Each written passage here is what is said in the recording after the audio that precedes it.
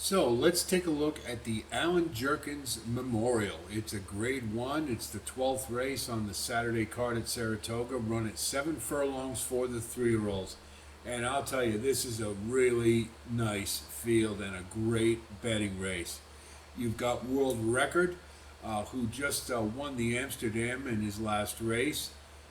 Speakeasy, who's bit of a mystery. He showed a lot of potential early on, and a couple of injuries, little things here and there, and came back in an allowance race and won pretty convincingly. Although they had to get him going. Domestic Product, who we saw in the Derby Trail quite a bit, and a nice impressive win in the Dwyer. Vetriano, a New York bred. Prince of Monaco from Bob Baffert, we last saw in the Woody Stevens. Timberlake, who ran in the Haskell, who is now cutting back to one turn, which a lot of people think is a good move for him. Steve Asmussen's bringing Otto the Conqueror, who we've seen time and again, most at one-turn races. Bookham Dano, probably the most marquee horse after that really dazzling second-place finish to Forever Young in Dubai, and who has come back, won the Woody Stevens, and then just won a Jersey bred stakes race. Reynolds Channel, Bill Mott trainee, one of two, excuse me, who won a allowance race pretty convincingly and kind of out of nowhere. Jefferson Street, who demonstrated some pretty good ability early on and was a little disappointing in the Amsterdam. And then Little Knee, who ran in that same Jersey-bred stakes race with Bookham Dano. So it's a full field. You always love to see that. And we'll take a look at them one at a time. Little Knee ran huge in his last race at Monmouth.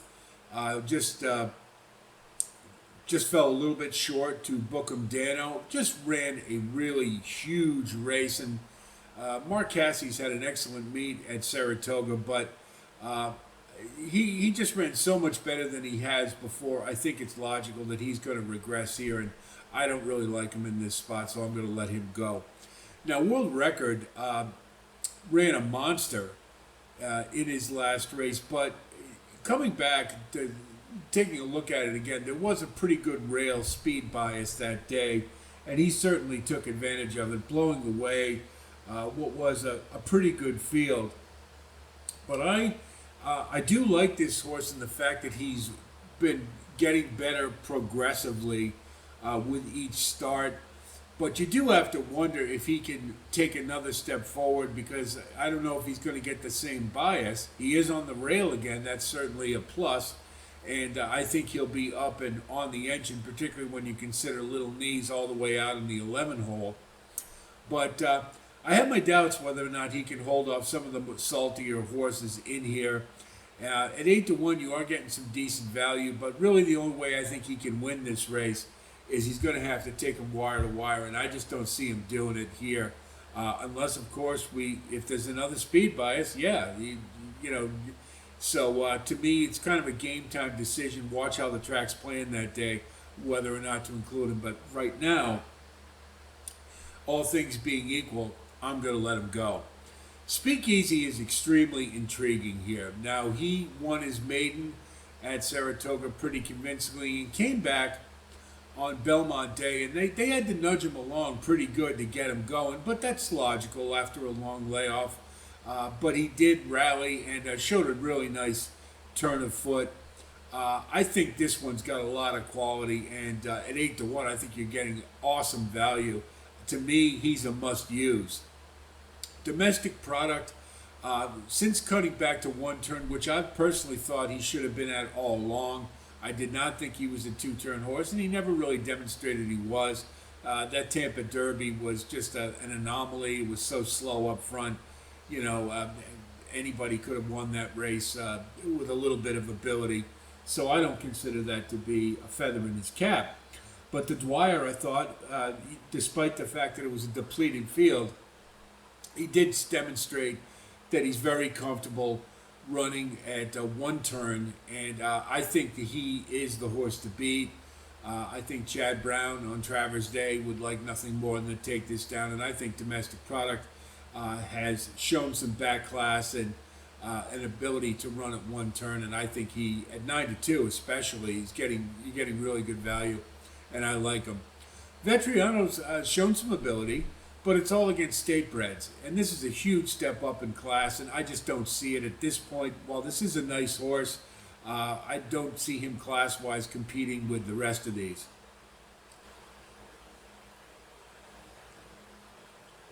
Now, if we take a look at Prince of Monaco, he looks pretty good in this spot. But there's a couple of things that make me question whether or not he can get the job done here. If you've been watching Bob Baffert's horses, there's a lot of them who have not come back to run particularly well this year after long layoffs. Most notably Arabian Night, National Treasure. I just wonder if there's something going on with his barn. We haven't seen Prince of Monaco since the Woody Stevens. And yes, he had a bad break early on. He did rally very nicely and was a strong second in that race without a doubt. And with a better break, he could very well be competitive here. But go back and take a look at that Woody Stevens. I mean, really go back and take a look at it. Nobody from that race has come back to run particularly well. Even Bookham Dano, he had to work like hell to win a Jersey bred stakes race. This is a horse who is a Grade 1 winner. So, to me, Prince of Monaco, I just can kind of go either way with him. I'm just not that excited about him in this spot. I think he is good enough to get underneath, and that's where I'll likely use him. But I just have my reservations whether he can get the job done here. Timberlake, this horse has been awful keen in the two-turn efforts. That's been belabored on the Derby trail, and he skipped the Derby. I think he ran in the Haskell, which was a bit of a surprise because Brad Cox had been on record as saying he thought this was more of a miler, especially given the way he runs, that would make perfect sense. And yet he threw him into the Haskell, and he ran third, but he was a well-beaten third, and you do wonder about that field considering the fact that he was backing up in the stretch and still was able to get third with Dornock and Mindframe up top. This was a horse who certainly has quality, and I think route to sprint is always a great angle. One thing to note, though, is that Flavian Pratt has run on quite a few of these horses, including Timberlake, and yet he lands on domestic product. Now, that may be a contractual thing because he seems to be Chad Brown's A rider, but you do have to wonder about it. Of all the horses he could have chosen, Timberlake seemed like a one that, if he was really excited about his chances, he would have stayed, and he didn't. Florent Giroux being an aggressive rider, I think that's a good thing in this race. I think you'll want to be up just off of the front runners. And I think Timberlake has a legitimate chance in this race. I'm just not sure he's quite as good as Speakeasy or Domestic Product. So to me, he's more of an underneath type of horse. Otto the Conqueror has run quite a few races, but he just seems to cut below the better horses in this race. That's really my biggest objection to him. Steve Asmussen's not having a great Saratoga, and I just don't. I don't see this one stacking up. I don't think he has the top end to take this one down. Now, Bookham Dano, I know this is going to raise a lot of eyebrows, but I'm going to toss him, and here's why. From what I understand, the connections for Bookham Dano are considering a race at Charlestown instead of the Alan Jerkens. Why? This horse just won a Grade 1 stakes race at the same distance, and yet they're thinking about scratching him and taking him over to Charlestown. Look back at Bookham Dano's record. That Woody Stevens, again, that field has not come back as very good.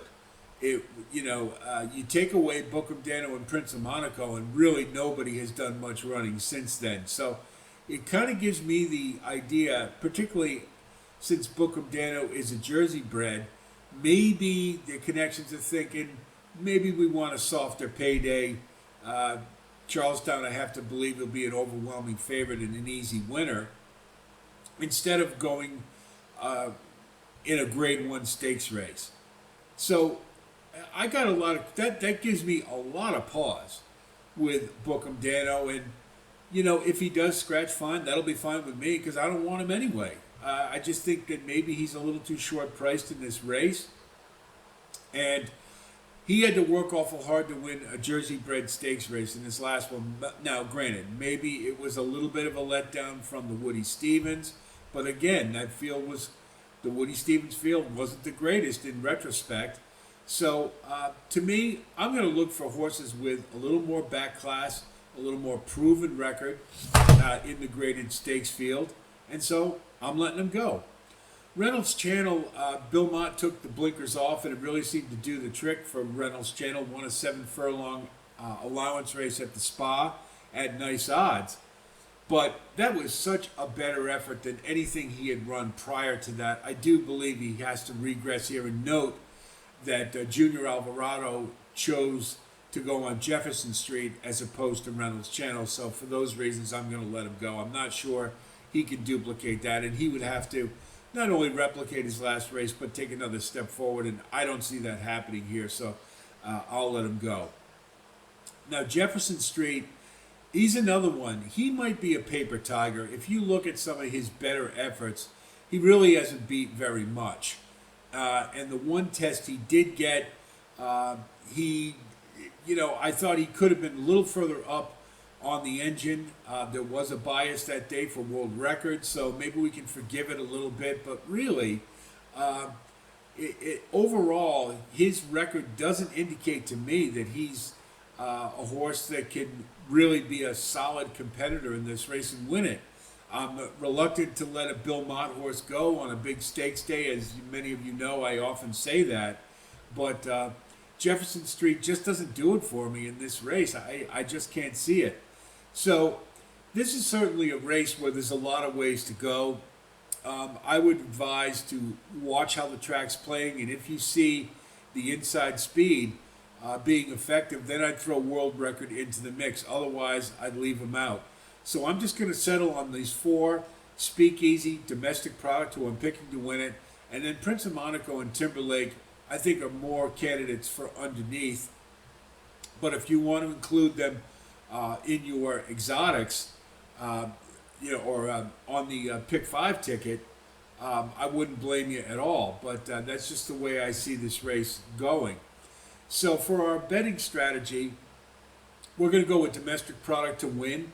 And then we're going to do staggered exactas with Speakeasy, Prince of Monaco, and Timberlake. And then we'll box Domestic Product and Speakeasy, because I do think Speakeasy has a really good chance to win this race. And at 8-1, you are getting some really nice value.